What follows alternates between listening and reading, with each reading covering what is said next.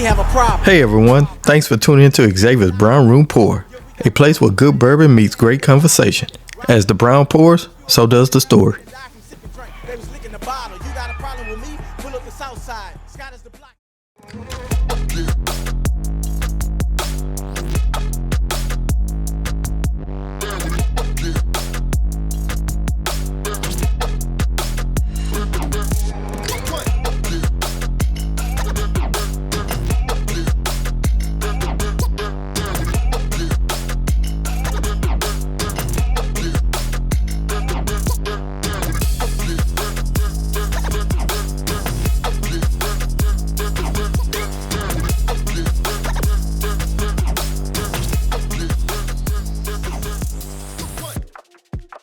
Welcome back to the Brown Room.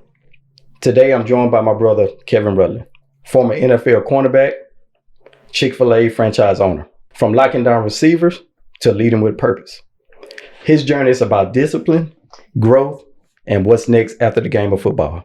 Kevin Rutland. How we doing? Thanks for having me. I appreciate it, man. I appreciate you for pulling up, brother. Most definitely. Today we're going to be sipping on Elijah Craig 18 year. All right, coming in like at a 90 proof, I believe. I chose this bottle because it's structured, it's layered, and it's smooth, just like the story we're getting in today. We're getting into today. All right. So you have the honors to go ahead. I appreciate it. And cheers, brother. Cheers. I like it. Yeah. It's been a while. I had a little it's okay. brown, but it's perfect. It's okay. Mm-hmm. All right. So Kevin, man, I appreciate you for showing up. I appreciate you for giving me your time. Man. Most definitely. All right. So we're going to get into it. We're going to talk about the gridiron. Okay. Yeah. Walk me through, because you played offense. Only played offense. Only offense through high school. From 7th grade to 12th grade. Yeah. Walk us through it. What led you to defense? So let's talk about offense first. Okay. So what position on offense? So in high school, well, really from 8th grade through senior year, it was quarterback, believe it or not. Yeah. Didn't do a lot of throwing of the football, but I did play quarterback. My senior year, I played a little bit of receiver, a little bit of tailback. So I kind of bounced around 3 different positions. Okay. Really depending on who was available, who was healthy. Right. If we were down the receiver, that was where I was. If we wanted to run play at quarterback, you was put me in the game, coach. And then we had a lot of injuries at tailback, so I played a running back too. So that's kind of all I knew from middle school through high school. But I enjoyed it. Yeah. We're talking about a guy that's 5'10", 5'11", what, 6 foot? Give me six. Give me 6. 6 foot, man. And appreciate it. With amazing speed. All right. Appreciate it. Not like you, but yeah. No, don't do it. With amazing speed, man. So what led you to Missouri? Like that conversation, that visit, that the coach, you meeting the coaches and everything like that. So it was Coach Jones, who was my recruiting coach. Okay. And we tell a little story where I really think he wanted Earl Mitchell. I really think that because when I first met him, we talked and got to know him. Okay. Every now and then he'd find a way to ask about Earl. Where's Earl leaning? And to be honest, I didn't know much about the recruiting process. Right. You know what I mean? For football, I had an older brother who did track and basketball, but football is a different story. So I'm figuring if you're speaking to me, you want me. Right. But I think at the bottom of his heart, he really wanted Earl and was hoping that if he could get me, he had a way at Earl. But it was Coach Jones, who was the tight ends coach at Mizzou, and who's no longer there. I think he's at UConn now, but met him a few times and going through that process. Every team, every college that I spoke with, it was only you're gonna be DB at the next level. So getting my mind right then. What made him lead towards DB? Was it because of your speed? Man, you know what? So height? I looked at it as I was kind of a jack of all trades. I wasn't, a special receiver. Right. I wasn't a special tailback or a special quarterback. I was athletic. They were like, well, that you was. You got to make the transition, and we're going to give you a specialty, and it's going to be DB. Yeah. Colorado was the only college I think that said, you know what, we want you to play receiver, and we might have you come in every now and then at DB. It was the only school, and I was. After I heard that, I'm set. I'm going to Colorado. I'm committed. But man, believe it or not, I think it was like a week or two before my recruiting visit to Colorado, the entire staff got fired. Yeah. Wow. So now I'm like, well, every other school, Kansas State, Oklahoma State, Mizzou. Right. It was we want you at DB. Whether it was safety or corner, that was to be determined. But I was going to play defense. So And this was, you get recruited at the end of the junior year. Yep, you're right. So I go into my senior year still playing on offense, but knowing this is it. You know what I mean? And I used to have, like Coach K used to say, at the next level, you're going to be a DB, so you got to be more physical now. Yeah. I'm like, well, I'm playing quarterback. Yeah. I don't know how physical is going to look at this position, but that's what we're going to do. So I had to get my mind right throughout that last year and kind of knowing, even my recruiting visit to Mizzou, I sat in the safeties room. We watched film on safeties. Yeah, you did play because you ended up playing safety. I came in as a safety. You came in as a safety. And played my first 2 seasons at Mizzou as safety. And then moved to corner my last basically 2 years. Yeah, 2 years. Yeah. So in high school, my last year was, let's enjoy this because it's gonna be your last time on that side of the ball. Right. Wow, man, that's an amazing story. Like for real. So playing DB, not just at Missouri, but in the Big 12. So you got to think about it. You in the Big 12 with like some big names, some dogs. So that year, the years at Missouri, who was like at UT? Because I know, Shockey was there. Yeah, but on the wide outside, you had Jordan Shipley. And then you take it to Texas Tech, you got Crabtree. Yep, Crabtree. Wow. Take it to Oklahoma, you got Broyles. Yep. Take Oklahoma State, you got Dez early on. Yeah, early on Dez. So, I mean, it was every Saturday in the Big 12, it was fireworks. You know what I mean? Yeah. Like to this day, I think one of the best receivers I've ever seen on the college football platform was Crabtree. For real? I don't even know what was distinctive about him? What separated him? I mean, it's widely known in college. It was almost like Crabtree perfected the slant. When you get in the red zone, and they 10 yards out, 6 yards out, 7 yards out, he might as well tell you what's going to happen. You think it fade, it ain't fade. He run a slant. Because you are thinking fade. So for real. I'm partial to leaning outside, you know what I mean? Right. He coming back inside. And you couldn't stop him. But it was like that with not just him, a lot of receivers in the Big 12 at that time. He was just the one who you just... Crabtree, what, 6'3"? In that range, 6'2" range. 6'2". And crazy enough, he wasn't just a crazy speed guy. No, he wasn't. But his hands were second to none. And you saw that in the NFL. Spectacular hands. Yeah. Could really shield you off. Right. And if you wanted to go fade, he could do that too. Right. Because he hooped in high school. He could jump. Yeah. So Crabtree was probably the best I saw. And then towards my senior year, a lot of the younger guys like Kenny Stills. Yeah, Kenny Stills. Okay. He was probably one of the more feared receivers in the Big 12 at that time too. So you coming into it knowing you're going to get your work. Man, wow. All right. Okay. So now we walk through high school, where you just played offense. Only offense. Now we at Missouri where you played 2 years as safety. So you coming down hard, this Big 12. So ain't no running backwards. You got to come down. Then landing your last 2 years at Missouri at corner. Yeah. Yeah. Now, going undrafted and still landing a spot with the Jacksonville Jaguars. Because when you at a college, especially a Power 5 school, I'm going to the league. No, for real. No, I'm just being real. I'm going to the league. I don't care how I get there. I'm going. I know that was your mindset because that is every young guy dream to get to the league. I don't care how I'm getting there. Yeah, I'm going. How did it make you feel knowing that you didn't get drafted, but still was able to land a spot with the Jacksonville Jaguars? Man, grateful. I was so grateful, man, to when you go undrafted, you spend your whole time in your first camp. Right. And your head is down. Right. You know what I mean? You don't do a lot of talking. You're not trying to ruffle any feathers. You're just trying to show up to work and play this game as hard as you can. Because it's the entire time. I got to prove myself. Right. So that means a good play, you can only, bask in it for 6-7 seconds.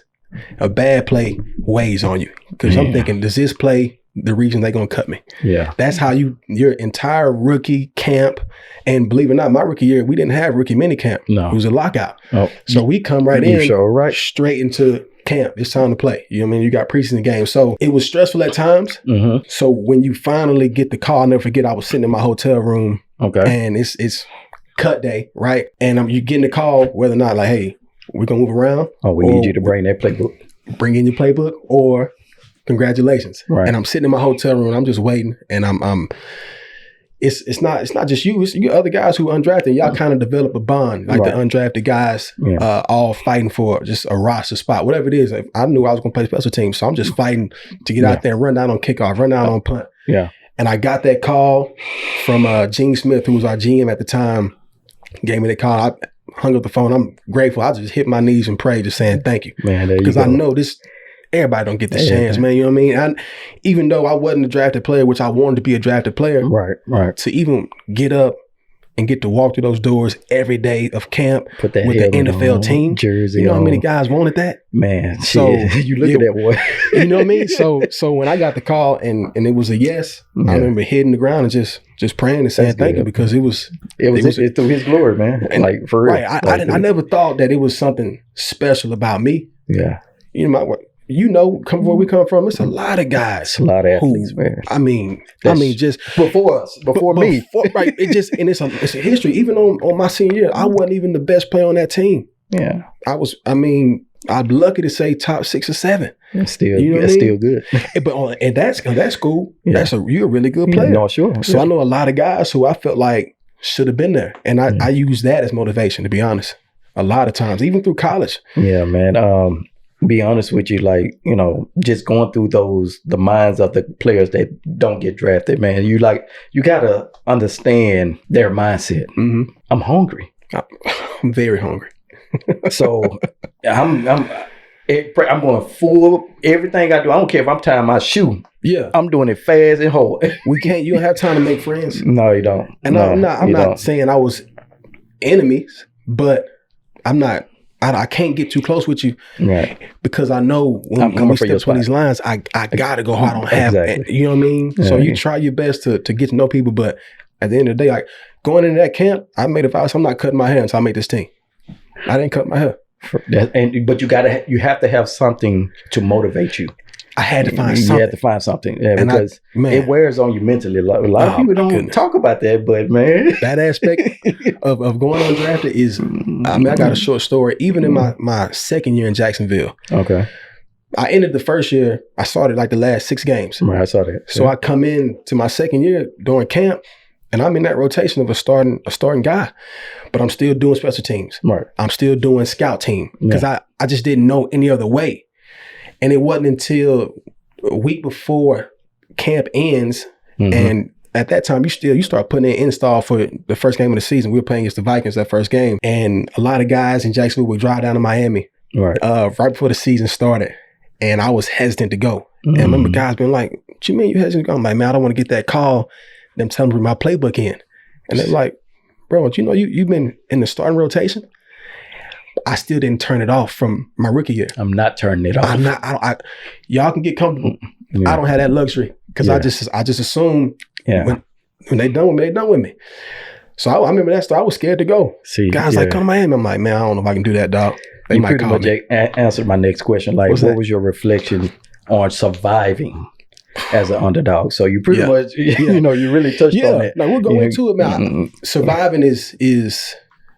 I like to kind of compare that to being underwater, and you come up every now and then for a breath. But as an undrafted guy, you don't breathe. You don't breathe.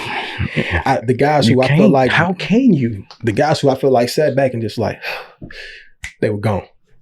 There's no time to breathe as an undrafted player. You just come in and you work and you hold your breath.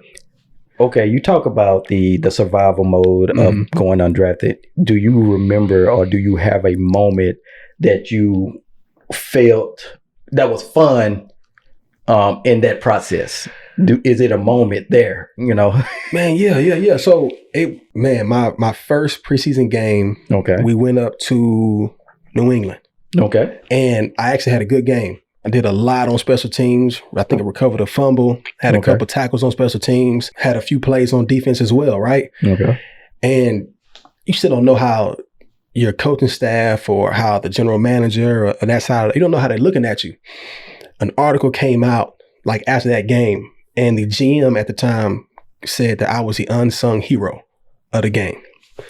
And I remember thinking, he noticed me? Because I'm undrafted. You undrafted. My number was 37. They give you that number. Right. You know what I mean? Nothing is given you. You know what I mean? Here, Yeah. you got 37. Right. And I played at 20 in college. I wanted back in the 20s.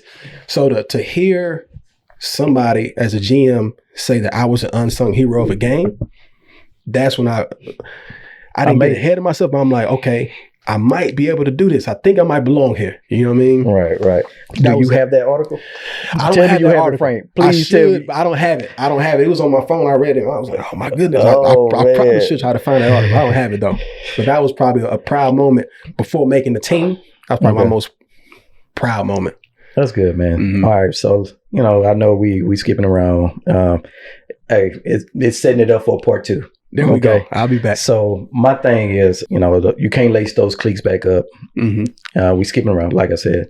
You can't put those pads. You heard that final whistle blow. Yeah. Walk us through the mental preparation from being that athlete to a businessman now. Oh my goodness. Or even not even the business part yet. Okay. Like trying to figure out now what I do. Like, what do I do? Great question. And my approach to it, I talked to my wife about it now. Okay. I'm more open now than I was at the time. Because your wife. You know what I mean? I at the time, even though we had gotten married, but I was still kind of going through that process alone. Mm-hmm. And not because she wasn't willing. I just wasn't willing to share yet. Yeah. You know, that took some time. No, I understand. But if I look back on it, it was probably like I hate to call it a low point, but it was a difficult time, that transition, because, and I actually talked to somebody who, I think they gave it a great explanation. They said that they compare leaving the game to losing someone. It's because it's taken from you. Yeah. Few people get to say, you know what? All right, I'm done, retire. The big name guys, they get to go out and retire. 17 years, 17 seasons. Right. Saw multiple contracts. Yeah. Most of those guys can say, okay, y'all, I'm done. This is my last season. I'm going to enjoy it. For everybody else, the game is taken from you before you say goodbye to it. You're right. So you dealing with a loss. Yeah. For a couple of years. Yeah. You know what I mean? Because when it's gone, physically, you're the same person. I can still play. I can still run. I can still jump. I can still do all these things that got me here. Nothing changed. But y'all are saying time is up. So your time is up and you try to feel it. So I started feeling it with things. I entered some programs. The NFL does a pretty good job of trying to help people transition out. Mm-hmm. But the mental part is still difficult because you helped me transition out of something I feel like I can still do. So my foot is here and transitioning out, but I still got a heavy foot stuck in. Is a team going to call me this week? Right. You know what I mean? So I'm still working now. I'm still eating. I'm still doing the things that's going to require me to, if I get that call, exactly, I'm ready. So what I did to try to have a stronghold over my situation, I went to Canada. I went to Toronto and played in the CFL for about 2 or 3 months. And when they called and asked me to come back, I was like, no, I'm good. Right. And that was my way of saying, I'm done playing. You're done. Because it was the NFL was taken from me. Yeah. But I was able to go to Canada, have them request and say, hey, come back out. I want to have you again. And me say, you know what, I'm going to try to transition. Looking back, I probably should have gone back because I wasn't ready to leave. I'm just going to be honest with you. I wasn't quite ready to leave. I don't think no athlete is ready to leave the game. Right. Especially if you played it for so many years. Granted that you get an opportunity to play at a bigger stage, which is, the NFL. Yeah. So who is ready to leave? Now, if I play, let's say, over 8 years, I think I'm done after that. Give me that luxury to say, man, you know what? I played 10 plus years, 10 seasons. Come on. I'm done. I probably got Don't do that after 5. Don't do it after 4. Don't even do it after 1. I still have a lot to prove to myself. Mm-hmm. Mm-hmm. So, I feel you on that. Of course, not on that level, but far as like being told, man, Xavier, we're going to go another route. Yeah. We drafted a 6-foot corner, So I totally get it on the emotional side. Mm-hmm. It took me a minute. And be honest with you, that's another episode gonna come out. That's another one. But yes, I do think that's something that we don't talk about, the emotional side when it's done. when it's done. When it's done. People need to bring that up more often. Yeah. When it's done. Just so it can help the next person. And yeah, your story will help the next person. Like, seriously, man. But yeah, man. So you pretty much was dealing with identity changes, trying to figure out what's next. You know, good thing you weren't doing it alone. But in your mind, you know, you still trying to make that transition. Yeah. No, it's not me. It's not I no more. No, it's a team thing. I'm married. So now we have to figure this out. Yeah. I have someone that is with me, that's by my side, that is going to help me get through this. But it's up to that athlete, that former NFL player, or that could still play. Like, man, I'm not alone. Right. You got to invite them in. You got to invite them in. And that's what it was for my wife. Took a while to invite her in, but looking back, that was the biggest help for my transition out. Yeah. You know what I mean? And to be honest, my first job after I finished playing was at my wife's high school. Okay. So I went back and just started coaching. And I only got that job because of her. Yeah. Her cousin was still connected. He reached out to the dean of students. That person reached out to me, who was at a private school in Dallas. And they hired me on the spot, basically. I don't get that without her. That's favor. Exactly. You know what I mean? And it took me a while to even say, well, let me tap into the resource that lives in my home, being my wife. I'm out here trying to work with these people. Hold on, let me ask somebody who knows me. As a man, we tend to do that, man. That's why we go everywhere. Everywhere home. It's right there. It's right next to you. You lay down every night. So hey, what you think? Why don't you coach? I can find a way. Yeah. All right. So that really helped my transition out the game. Transitioning out. Now you're working at the school. Yeah. What's keeping you focused? Keeping your mind off? Man, I can still play. I need to be playing. But what was giving you that focus? Like, okay, I haven't got a call yet. So what I'm focusing on now? What helped me move forward? Man, it was staying busy. Busy. Coaching obviously keeps you extremely busy, but also I entered a master's program too. Okay. So I'm in school and I'm coaching. And between those two things, then we had our first child as well. Right. So you got 3 new things happening at once. So it helps me stay busy, keeps my mind occupied and not on. Man, I wish I could still go back and lace them up. Yeah. I have a daughter now.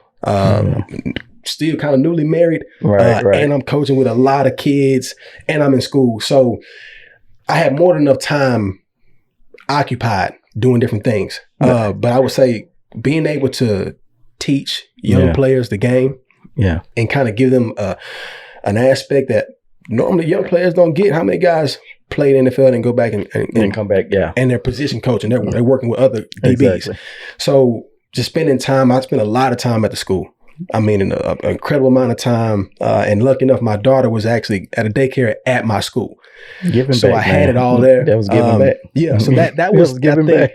That kind of helped me. It was giving back, man. That helped me stay occupied, man, and have my mind focused on something other than playing the game. You know what I mean? Yeah. So it was that really was a helpful transition. And then you get to learn about yourself in that time. Because exactly. Up until 2 years ago, I was Kevin Rutland, athlete. Yes. That's all it was. I know people try to say, you're more than an athlete, and you are more than an athlete, but you do it for so long, it becomes a part of you. That's your identity too. Yeah. So that helped me transition into somebody I'm not just the person who played football. You're not. Now I'm also a coach. I'm also a father. I'm also a husband. There you go. And those things help. That's good, those things man. really help. I'm glad you answered it like that, man. I'm good. So we move into family, faith, and Chick-fil-A. Yeah. What led you and your wife to owning a franchise Chick-fil-A?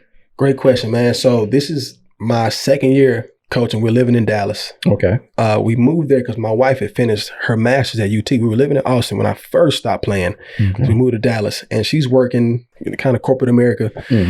And both of us are kind of like, I don't know if this is going to be it for us. Right. Like, are you going to keep going to your corporate job? Am I going to keep coaching forever? Is that going to be our forever story? And believe it or not, without discussing it, we had both kind of landed on, nah, it's not going to be it for us. Yeah, so we want more. We want more. So eventually the conversation does happen. Right. And she was like, I kind of want to look into entrepreneurship. And I was like, man, me too. Let's find something, you know? So she started on the road with Chick-fil-A. It started with her, to be honest with you.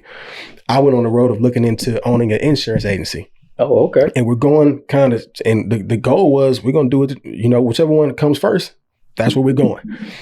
So I ended up doing everything required to become an insurance agency owner. And around the same time, Chick-fil-A is getting a lot more serious. Mm-hmm. So she had done every interview, which was a grueling process. I mean, I lost count how many interviews she had to do with Chick-fil-A. I mean, it was walk you through that like that? 2.5 years of interviews. You know what's so crazy? Yeah. I had somebody ask me, do I know anything about owning a Chick-fil-A? I said, I have no idea. That's crazy. But now I do now. I know the interview process is long. Very long. 2.5 years, man. And I didn't even get involved with it until very late in the process. Okay. So we had a dinner with some of the decision makers, and they're talking to my wife about the process, and they're asking me, hey, how do you feel about her embarking on this journey? And I'm like, I'm all for it. Mm-hmm. I've had my time to pursue something on my own with football and whatnot. I'm supporting my wife. Right. She has her mind made up, and she's done all the work to get this position. I'm here to be her cheerleader. You know what I mean? And they asked me, what are you going to do? And I said, I'm about to start a business as well. And they're like, I'm not sure if that's a good thing to do, 2 new businesses, because they are speaking from an aspect. They know how much it goes into running that franchise with Chick-fil-A. So we went home and we discussed it, and we were like, all right, look, you know what? Let's do it together for a little bit. There you go. And that's the only reason I got into it, right? The wife.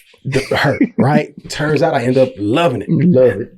Because it's an extension of the locker room. I mean, we'll probably get into it, but we have 75 to 80 team members. So you met diverse backgrounds. You leadership of a 75 individual crew. Our first team, we had about 45, and now we're in a different store, and we have about 75 team members. So it's just an extension of a locker room for me. I didn't think I would like it, but we get in the door, and you meet so many different people from all over the world. I mean, the backgrounds are, and the stories with those backgrounds are what's more entertaining, right? To meet you and you say, hey, I'm from Venezuela, it's cool. But then you tell me how you came here. That's your story. And that's what, oh my goodness. That's what kept you in. I can't recreate that. Yeah. You know what I mean? So that's how we got into Chick-fil-A. It was something I was supporting my wife on. Right. We realized that it wouldn't be wise for us to start 2 new businesses at the same time. Right. So I joined her, and I've been doing that for the past 5 years, almost. You pretty much answered, because I was going to ask why Chick-fil-A, you know. We can get into that too, though, yeah. Okay, so why Chick-fil-A? Like you said, your wife idea. That was why I ended up joining, but her why, and which actually became my why, is because we felt that everything that we had done up to that point was only serving ourselves. And we were like, that's not what it's about. She went to grad school. I had done the NFL, and it was always, I want this. Yeah. We were like, all right, well, how can we take all the knowledge, all the experiences that we've had over these past, who knows how many years, 10 years. Right. And how can we pour it into something else, into someone else? And we did a lot of digging around different, various franchises, and Chick-fil-A was the one that aligned with our values. See, your core values. You know what I mean? It's faith at the head, and then it's how can we serve others? Man, I was just, because the next part of that question, how do you lead with faith and consistency? You know, man. Yeah. So honestly, you pretty much, the way you do that is take I out. Yeah. I want to serve. It's nothing greater than being a server. My goodness. Serving, it don't matter what you're doing in life. You know, ain't no I, you know. Let me serve you, you know, for it's like, I'm here to help you. Yeah. If you need me, I'm here. Ain't no I. It's no I. And that's what Chick-fil-A has been. That's what I have learned through Chick-fil-A. You fall short of nothing when you're looking to serve somebody else. We don't want for anything, but we spend the majority of our day trying to serve other people. Right. It comes back to you. You know what I mean? And I've learned that from my wife. I've learned that from being with that company for the past 5 years. So now let me figure out, how can I serve others outside of Chick-fil-A. Man, how can I? Because it always ends up benefiting us anyways. Let me just keep on serving. You talking, and that's what we do, man. We serve others, and God has never stopped blessing us. All right, so managing people, staying humble, and creating opportunity for others. You talked about 75 members on your team. Yeah, you're managing. You are leading them. They see you at this this foundation as a leader. Yeah. Somebody that is very grounded, not just a businessman, but someone that is serving. How are you able to keep that 75 member team grounded? Man, you know what? It's you show up every day as yourself. I'm never bigger than you. You staying humble. I don't want to show up as somebody who knows more. Right. One thing that I love to do in the store is I love to ask our team members, hey, how do you do this? I've already done it. Yeah, I probably already know how to do it. You're right. You know what I mean? Or I ask them, how can we improve this? Right. I may have some ideas, but I'm also not doing this every day. Right. You know what I mean? One thing recently, I make a ugly ice cream cone. I'm not good at it, right? And I was never good at it. And now we're sitting here almost in year 5. So I'll ask a team member who might be in their second month, hey, show me how you make your ice cream cones. Because I've seen yours and they're beautiful. Watch mine. And it's ugly. It's falling over. So we love to ask questions. We love to empower through questions and showing, hey, yeah, I might have a title that says I am this. Yeah. I'm not above you. I'm going to get into this action with you. Right, when I go up there, I'm working. I'm in the kitchen. I'm serving guests. That's how we try to lead. Okay. By example, you know? All right. Do you feel like football prepared you for the business world to be professional? It did. It did. Football gave me an aspect that I think a lot of people who go straight into the business world don't have. Some things that I hear from other, business leaders is that, oh man, this is very difficult. This is very hard. Yeah. And they're talking about the things that was commonplace for us as athletes. Right. Getting up at 4:30 in the morning. Right. To be at the store because you got to set up at 5. Right. I'll wake up at 4:30 and won't be tired the rest of the day because that's what you're used to doing. Whereas you hear other business leaders like, man, I'm got up at 4:30 and now we got lunch rushes at noon and I'm dead tired.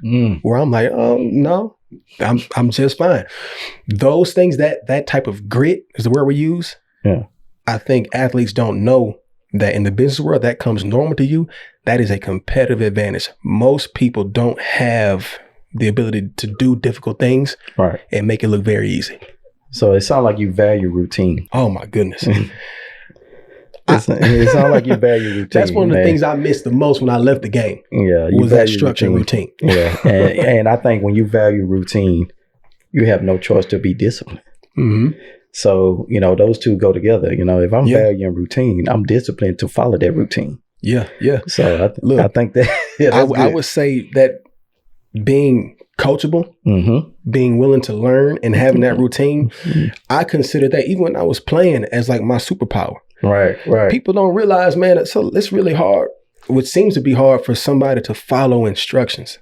And in this business world, especially with Chick-fil-A, tons of help, tons of support. Just follow the instruction.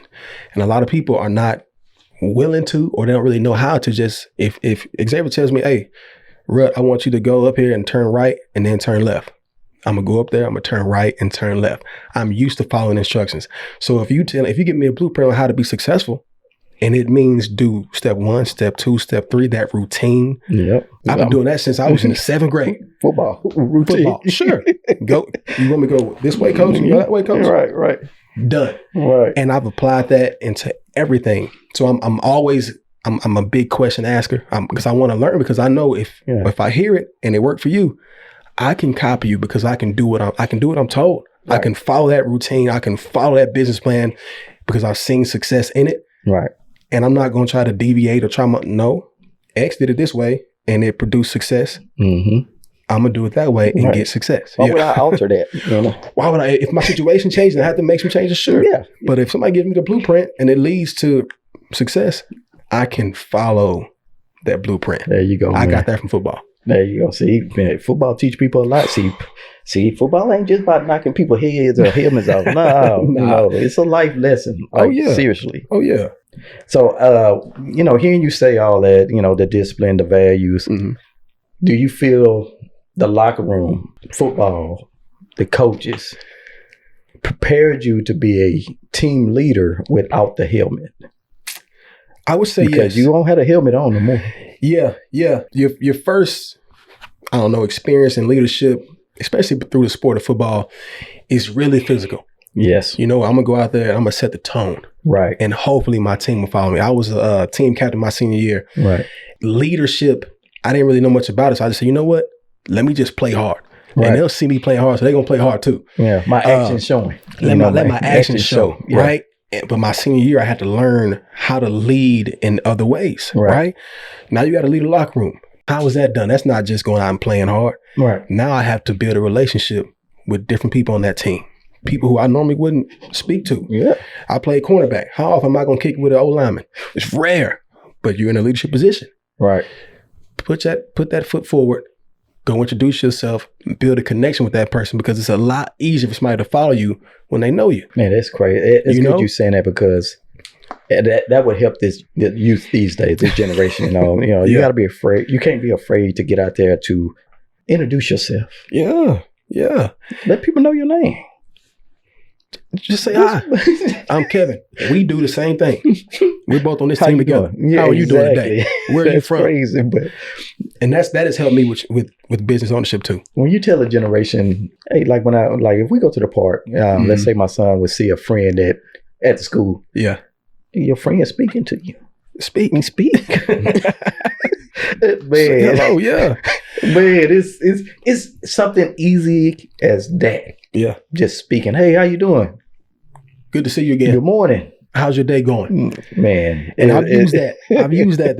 When I was thrust into that in leadership and in college football, but I've used it today in business ownership. Yeah. You have a team of 75 people. Know something about all of them. Exactly. Know something about all of them. Kevin gonna go over there and straighten up the ketchup packages the way come on now. That's what Kevin loves to do. Exactly. And then, why? Oh, because I'm at home. My mom was really big on, now I know something about your parents too. There you go. That ball rolls, and now you might find you got something in common with that person. Now leadership isn't that difficult. Not at all when you get to know somebody. Now having a coaching conversation doesn't have to be dreadful. They're not afraid of you, because they know you, and you know them. So now when I'm speaking to you, it's coming from a place of love. Am I correcting the behavior? Probably so. But I'm not here to tear you down, because we have a relationship. And that's what the person receiving it on the other end got to get in their mindset, that the person that is leading us is not here to praise on my downfall or even, fault me for my faults. He's here to learn, and so he could guide you and lead you. Yes. It's a reason why it's leader.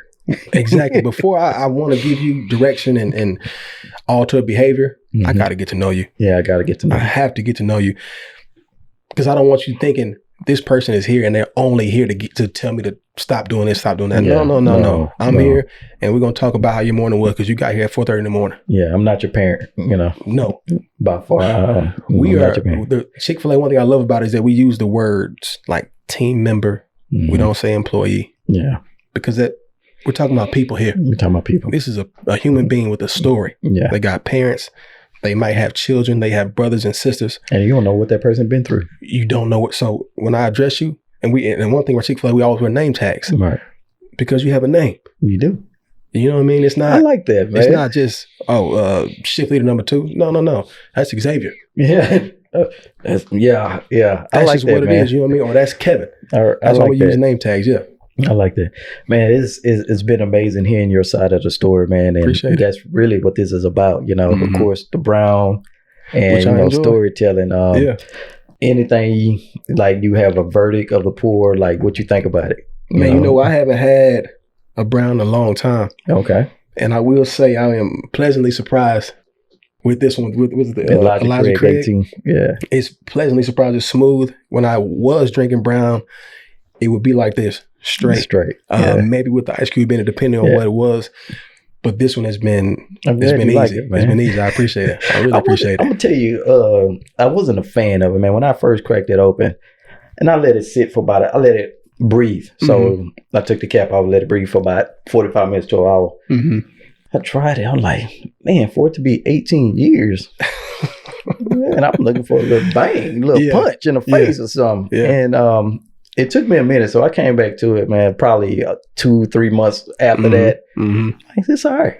No, I enjoyed it. It's smooth. Right, if I can sip it and I don't have that bite at the end of it, you that's sound a like good brown for me. What Shockey said. Yeah, I don't want to have that. When I can sip it, and then my face don't turn up afterwards. There you go. We're in a good position. That's good, man. Do you have any advice that you want to give to someone that you know, or just randomly about someone that want to play sports or even go to a Missouri, knowing that they're in the SEC now? Yeah. Big dog country now. And after the game is over with, how to reset their mindset, to letting them know that it's not over.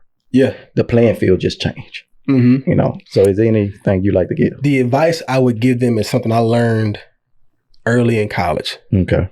And in a nutshell it is to surround yourself with people who are where you want to be or who are going where you want to go. Believe it or not, when I got to Mizzou, I didn't really have direction. I didn't know, this is going to lead to NFL. I didn't know that. Right. But my best friends were my roommates. And we came in together, but all of them left college before me. I redshirted. Right. And they all went to NFL. And I'm like, oh man, hold on now. These are my best friends and they going to the NFL. Right. The blueprint is there. They've shown the way how to get there. So anybody who wants to get to college, whether it's academically or whether it's on a football scholarship or you want to go to NFL or you want to enter into business ownership, surround yourself with people, I would say like-minded individuals, people who are there. Yeah. Or people who are trying to go where you want to be. Exactly. Yeah. That camaraderie, that team of advice you might receive along the way. Yeah. You can't put a price tag on it. No, you can't, man. You have to surround yourself around, like you said, like-minded individuals, man, because you don't want to be around no one that's always negative. No. You don't want to be around no one that don't have any goals or plan to have goals, So, you don't want to surround yourself around people like that, man. So, like honestly, for real. So, you heard it from Kevin. He do give it a thumbs up. On the Elijah Craig 18. I wasn't a fan of it at first, but it grew on me and it's gonna forever sit in my stash and share with other people. There we go, in the brown room. Yes, sir. In the brown room. So from press coverage to purpose-driven leadership, Kevin, I appreciate you for pulling up. Appreciate you. And sharing your story with me, man. I really Thanks do. for having me. Thanks for anytime. Anytime, man. I appreciate you. As always, as the brown pours, so does the story. Cheers. Keep it real with us. Will you kill? Nah. Deuces up, your time is up. I'm pulling up candy green. You thought I was here, I disappeared. The car's a time machine. I come when I want, I leave when I want, like how much time I need. I lost my keys, I called my freak, I beat Apollo Creed. I pay my dues and pay my fees. Shades on, ain't nothing to see. Wear my heart on my sleeve. My car is clean like taller trees. Imagine how far I could be. My flows is like a story out the Bible. It could be hard to believe. I built the ark and filled it up and sailed across the 7 seas. No, this show ain't from the 70s. We at Eddie V's, eating steak, macaroni, cheese, lemon water, please. Wait up, bought the ticket longer than the nails on Cardi B. Tipped away the good. Sorry, this how all my parties be. Who gon' clean? Who gon' ride? Who gon' slide?